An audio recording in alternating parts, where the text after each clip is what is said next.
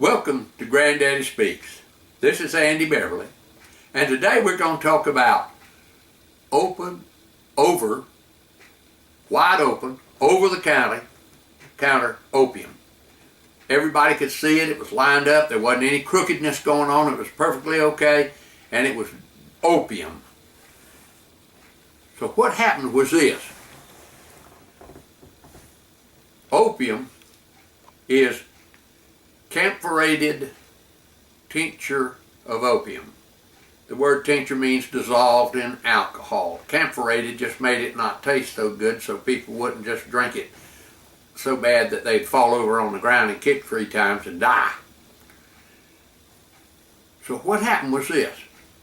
All the way up to the 50s, all the way through my young years, growing up years, if a child had a stomach ache, or if you had a crying baby, a teaspoon or 2 of opium just made him go to sleep. And that was camphorated tincture of opium, paregoric. And so, then in the 1950s, as medicine started getting better, the government started getting worried about opium being sold over the counter and being upset about it, because there were so many people that had something wrong with them that medicine hadn't figured out what to do with yet, that they would take a bottle of opium, and you could get one this big or one that big, and it wasn't any different. I mean, it just, they would sell it to you without a prescription, without a doctor, or without anything. They'd just sell it to you. And it was in 7-Elevens when the first few were coming up. It was in grocery stores. It was in pharmacies of whatever kind.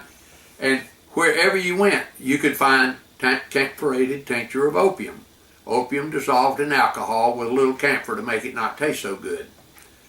Now then, these people would take that medicine with them to work because they were in pain, and there was just nobody knew what was wrong with them. They hadn't found out yet how to locate some kinds of horrible things that would happen, like maybe cancer in your pancreas or some other disease that we were about to find out about but hadn't quite yet.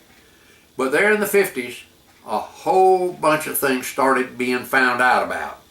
And a lot of new medicine was coming out, and the doctors were beginning to know how to do things that they hadn't done in the past. And the government of America passed a rule that opium no longer could be sold over the counter. Instead, you had to have a prescription for it, and it virtually disappeared because the doctors weren't prescribing it. They had better things, newer things, and things that they could do, instruments they could repair with, and so forth. And so the over-the-counter opium practice done by practically everybody, perfectly legally, came basically to an end. Thank you for visiting with me.